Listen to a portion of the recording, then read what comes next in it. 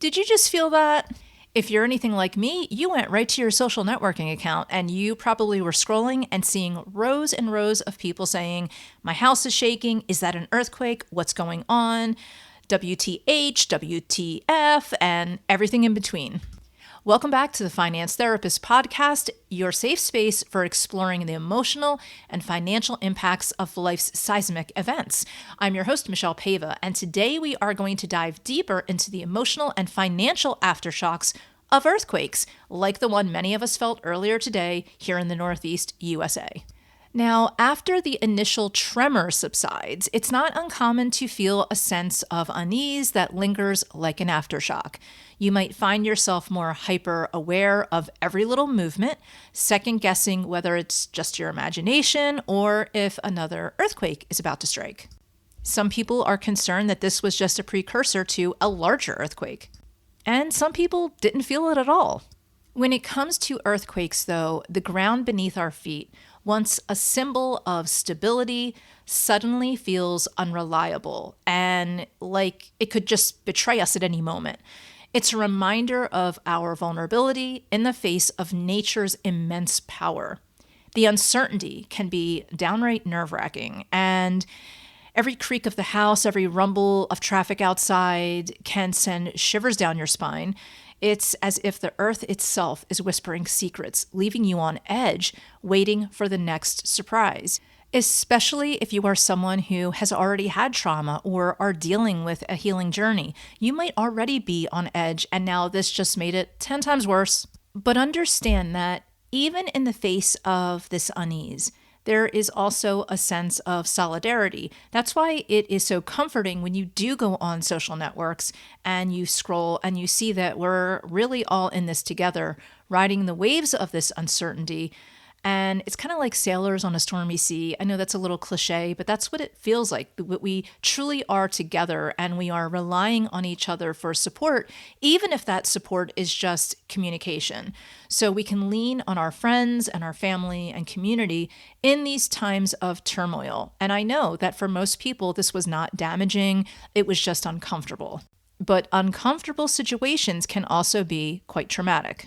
We might rely on our coping strategies that we have used in the past that might not be helpful. For instance, purchasing things that we don't need. But I want you to remember that it is how we navigate these emotional tremors, so to say. Is it going to be with grace and resilience, or is it going to be with these coping strategies that do not serve us, that make us regress a little bit? So it starts with just acknowledging our feelings and giving ourselves permission to experience them 100%. Just like the earth needs to release its pent-up energy through earthquakes, we need to release our pent-up emotions through healthy outlets like journaling, talking to loved ones, staying in community, and seeking professional support. Remember that it's okay to find moments of levity amidst the chaos. In fact, many radio stations, as soon as this earthquake happened, they started pulling different songs like I Feel the Earth Move Under My Feet and things like that, where they were expressing, in a way, a sense of community. And it was lighthearted and it was fun. And there's nothing wrong with that. And in fact, there's everything right with it. That is the stuff that support groups are made of sharing experiences and emotions in unique, interesting ways that can help other people to feel connected and seen and heard. Now, let's talk about the financial implications. Now, I understand that for most people, you probably did not have damage. You're not going to need an insurance adjuster to visit your home, thankfully.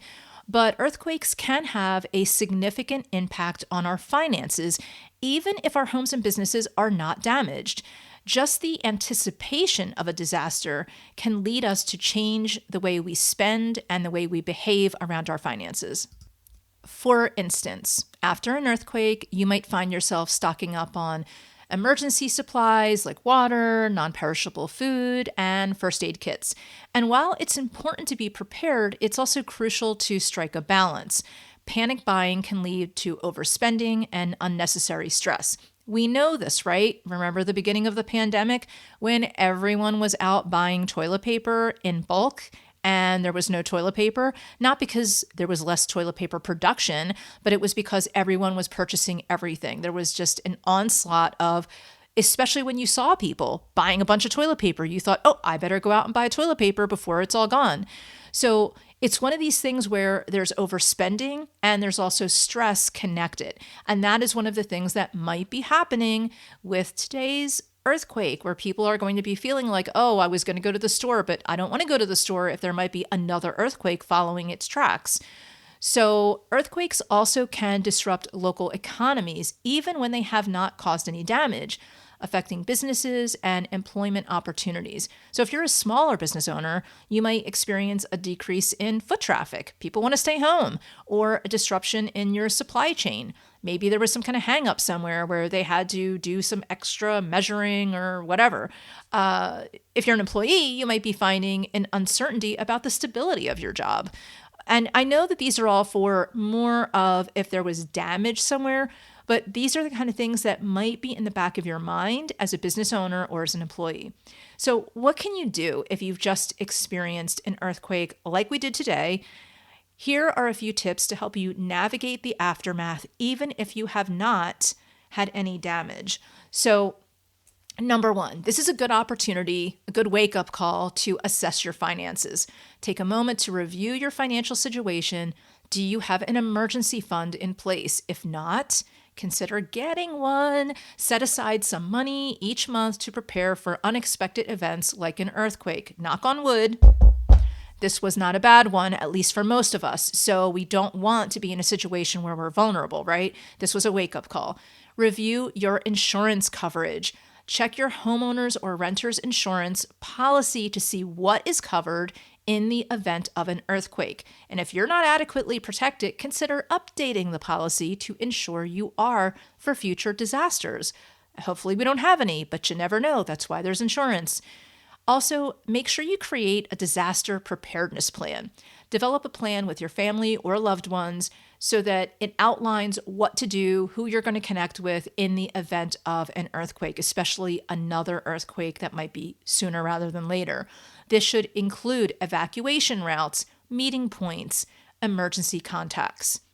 Lastly, practice self-care. Take some time today to really focus on your emotional well-being, not just today, actually, because even a few weeks after something like an earthquake, even if it wasn't damaging, it still can be really unsettling.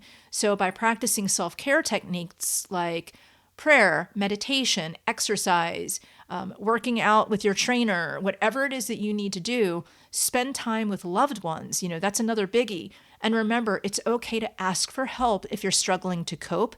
And I don't want you to feel embarrassed, especially if you're thinking it was just an earthquake, there was no damage where I lived, and no one I know was hurt, and I feel silly having these reactions. Well, don't feel silly. It's like watching a trauma or experiencing something just that reminds you how vulnerable you are, that can put you in that space.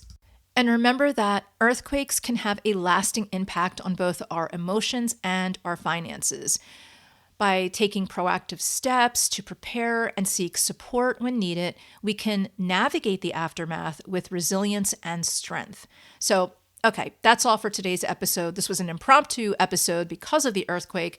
Join us next time as we continue our journey to financial well-being, one seismic shift at a time. I know, these puns are just horrible. Stay grounded.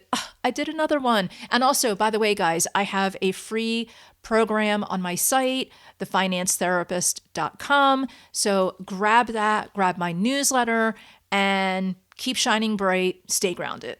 I'll see you soon.